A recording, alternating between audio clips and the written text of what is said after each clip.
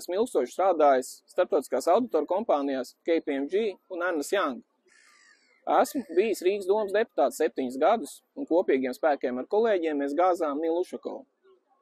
Pavisam nesen biju arī Saeimas deputāts, aizstājot kolēģis, kas strādāja valdībā. Tagad, kā nākamais izaicinājums, ir darbs Eiropas parlamentā. Kādēļ es kandidēju uz Eiropas parlamentu?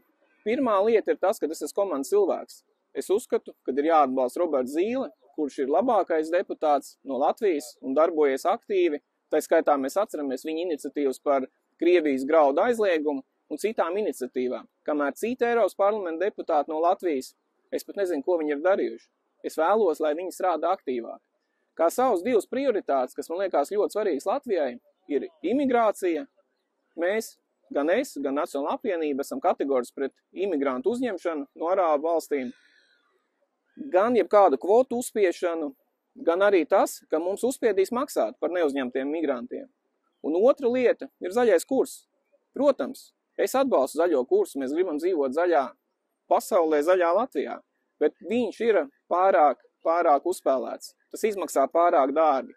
Ja mēs ieviesīsim zaļo kursu, kā šobrīd to vēlās Eiropa, mēs zaudēsim konkurētspēju pret Ķīnu, pret Ameriku un citām valstīm. Šīs ir manas 2 prioritātes. Paldies un veiksmi mums visiem!